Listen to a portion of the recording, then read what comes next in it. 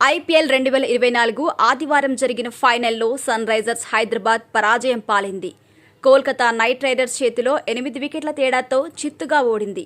ఎన్నో ఆశలతో ఫైనల్లోకి అడుగుపెట్టిన ఎస్ఆర్హెచ్ అనూహ్యంగా ఓటమి పాలు కావడాన్ని ఆ జట్టు ఆటగాళ్లు ఫ్యాన్స్ ఇంకా జీర్ణించుకోలేకపోతున్నారు. ఇక ఎప్పుడూ స్టాండ్లో కూర్చొని ఎస్ఆర్హెచ్కు సపోర్ట్గా నిలుస్తున్న ఓనర్ కావ్య మారన్ కూడా స్టేడియంలోనే కన్నీళ్లు పెట్టుకుంది.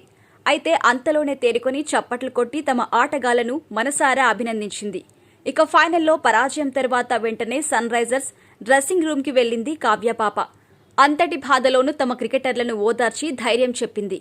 ఆటలో గెలుపు ఓటములు సహజమేనంటూ, మమ్మల్ని గర్వపడేలా చేశారంటూ తమ ప్లేయర్స్పై ప్రశంసలు కురిపించారు.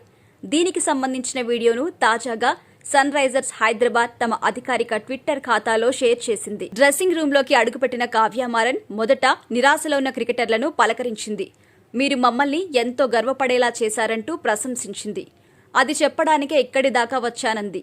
మీ ఆట తీరుతో టీ20 క్రికెట్కి కొత్త నిర్వచనం చెప్పారు.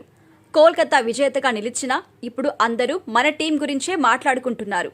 అయితే ఇది ఇవాళ మాత్రమే మనం అనుకున్నట్టు జరగలేదు. దీనికి అందరూ బాధపడుతున్నారు. గత సీజన్లో మనం ఆఖరి స్థానంలో నిలిచాం. అయినా ఫ్యాన్స్ మనల్ని చూసేందుకు పెద్ద ఎత్తున స్టేడియాలకు తరలివచ్చారు.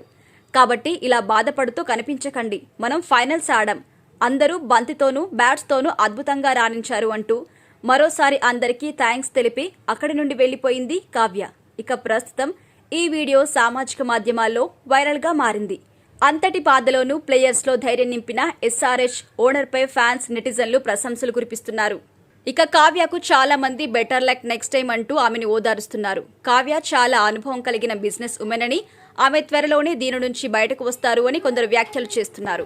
ఏదేమైనా బెటర్ లక్ నెక్స్ట్ టైం అంటూ ఫ్యాన్స్ ఆమెని ఓదారుస్తున్నారు. కావ్య చాలా అనుభవం కలిగిన బిజినెస్ ఉమెన్ అని, ఆమె త్వరలోనే దీని నుంచి బయటకు వస్తారు అని కొందరు వ్యాఖ్యలు చేశారు.